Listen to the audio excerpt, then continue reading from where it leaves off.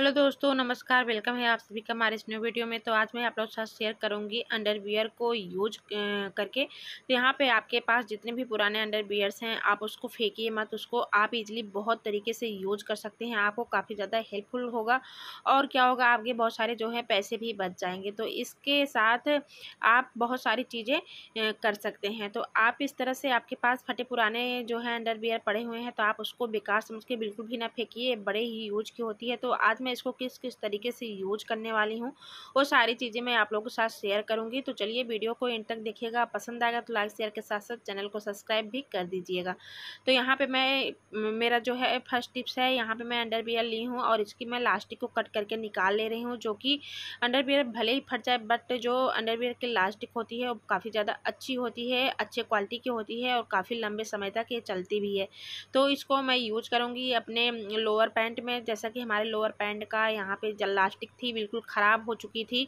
तो आप मार्केट से लाने से अच्छा है कि आप घर में पड़ी हुई चीज़ को यूज करके ईजिली अच्छे तरीके से बना सकते हैं, जिससे आपकी पैसे की बहुत सारी बचत भी होगी, साथ ही साथ ये लंबे समय तक भी चलेगी। तो यहाँ पे बहुत ज़्यादा ख़राब हो गई थी तो मैंने इसको निकाल दिया हुआ है। तो अब हम करेंगे क्या, जो मैंने यहाँ पे लास्टिक को निकाला हुआ है उसको मैं इस तरीके से अपने लोअर पे फैलाते हुए अच्छे से सिल लूँगी। तो सबसे पहले मैं क्या करूँगी, एक्स्ट्रा जो लास्टिक हमारे पैंट में लगा हुआ था उसको मैंने निकाल दिया हुआ है। अब उसको मैं इस तरीके से रखूँगी और रख के मोड़ते हुए कर लूँगी सिलाई। और आपको जो है अपनी लास्टिक को बिल्कुल भी काटना नहीं है, इसी तरीके से आप सिलाई कर लेंगे तो ईजिली ये सिलाई लग जाएगी इसमें। तो इस तरह से हम सिलाई कर लेते हैं, उसके बाद आपको दिखा रहे हैं। तो फाइनल मैंने यहाँ पे सिलाई कर लिया हुआ है, आप लोग देख सकते हैं बहुत ईजी तरीके से लग गया है और मैंने लास्टिक को बिल्कुल भी नहीं काटा हुआ था और ये काफ़ी अच्छे से लग गया है। बिल्कुल भी पता नहीं लग रहा है कि मैंने यहाँ पे पुरानी लास्टिक का यूज करा हुआ है। और ये लास्टिक आपको इतनी अच्छी है ना, जितना आपको मार्केट में नहीं मिलता। तो ये बहुत लंबे समय तक चलेगा। इस तरह से आप पुराने अंडरवियर की लास्टिक को यूज कर सकते हैं।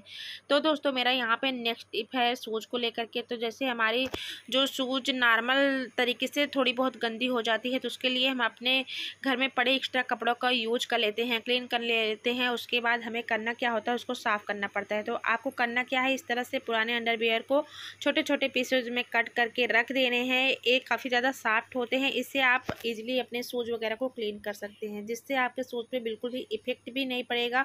साथ ही साथ आपको ये बिल्कुल भी टेंशन नहीं रहेगा कि हमें इस कपड़े को क्लीन भी करना है। तो ईजिली आप इस तरह से अपने जितने भी शूज हैं, अगर आपको ज़्यादा गंदा नहीं दिख रहा है, हल्का फुल्का उस पर धूल मिट्टी जम गई है, तो आप इस तरीके से क्लीन कर सकते हैं और यूज कर सकते हैं। उसके बाद इसको मोड़ करके आप जहाँ पे शूज वगैरह रख रहे हैं वहीं पे इसको रख सकते हैं।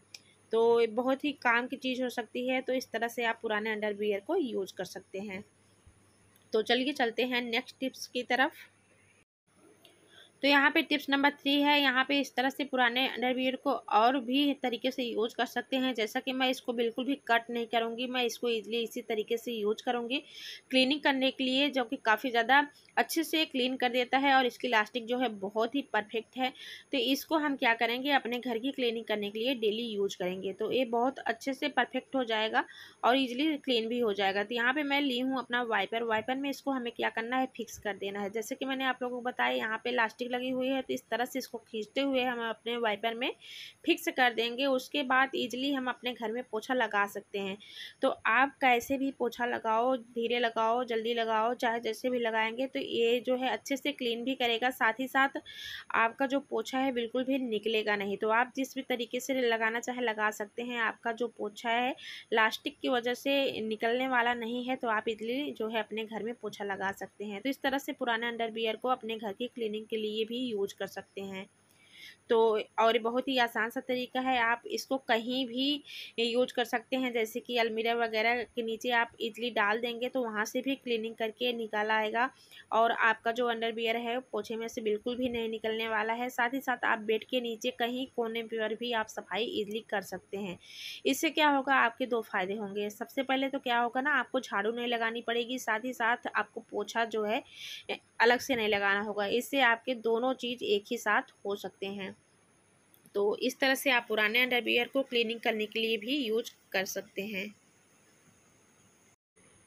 तो मेरा टिप्स नंबर 4 है, यहाँ पे शूज़ को मैं जिस तरह से पॉलीथीन में लगा करके रखी हूँ, तो मैं आप लोगों के साथ दिखा रही हूँ। जैसे कि आप शूज़ वगैरह क्लीन करते हैं, क्लीन करने के बाद आप अगर उसको डेली यूज़ नहीं कर रहे हैं तो इस तरह से पॉलीथीन में लगा करके रख देते हैं। तो इसे जो है बिल्कुल भी नहीं करना चाहिए। हमें अपने जो शूज़ वगैरह है उसको पॉलीथीन में पैक करके बिल्कुल भी नहीं रखना चाहिए।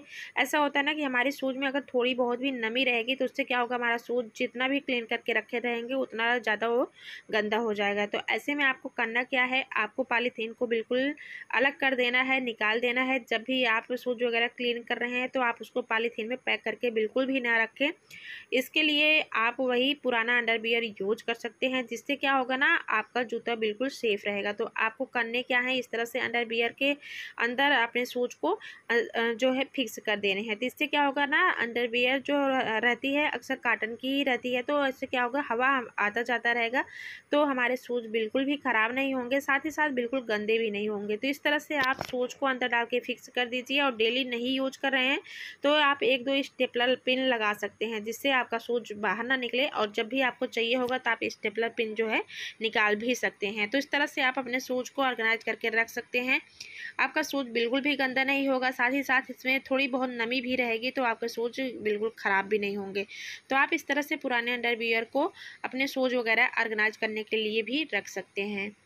तो मैंने यहाँ पे आप लोगों के साथ वही टिप्स शेयर किया हुआ है जो कि मैं यूज करती हूँ। तो इस तरह से कितने भी पुराने बेकार पड़े हुए चीज़ रहते हैं, मैं उसको फेंकती नहीं हूँ, उसको मैं किसी न किसी तरीके से यूज करके ही फेंकती हूँ। जब वो बिल्कुल भी यूज करने लायक नहीं होता है तभी मैं उसको फेंकती हूँ, नहीं तो मैं बिल्कुल भी नहीं फेंकती हूँ। तो आप इस तरीके से करके अपने छोटे बच्चों का भी शूज वगैरह ऑर्गेनाइज करके रख सकते हैं, या अपने हील्स वगैरह भी ऑर्गेनाइज करके रख सकते हैं।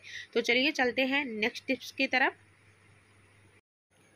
तो दोस्तों टिप्स नंबर 5 मेरा ये है कि यहाँ पे मेरी जो है बकेट, प्लास्टिक की बकेट है, इसके जो ऊपर के ढक्कन थे बिल्कुल फट चुका था, तो मैंने उसको फेंक दिया हुआ था। तो इस तरह से हमारा जो बकेट है इसमें ऊपर का बिल्कुल भी कवर नहीं है। तो इसमें हम कोई भी चीज़ रखते हैं, रखने के बाद अगर हम इसको ऊपर से कवर भी कर देते हैं ना, तो इधर उधर हमारा जो है गिर जाता है, वो बिल्कुल भी इसके ऊपर टिकता नहीं है। तो जैसे कि मैंने जब से इसका ऊपर का ढक्कन फटा हुआ है तब से मैं इसी को यूज करती हूँ। तो मैं इस तरह से कोई भी सामान उसमें रखती हूँ, रखने के बाद इस तरह से ऊपर से कवर कर देती हूँ। तो ऐसे में क्या होता है कि अगर आपके घर में छोटे जो बच्चे रहते हैं ना, तो इधर उधर कुछ ना कुछ खसकाते रहते हैं, तो ऐसे में क्या होगा, पूरा सामान बिखर जाता है। और इस तरह से आप कितना भी कवर करके रखो तो इधर उधर फैल ही जाता है।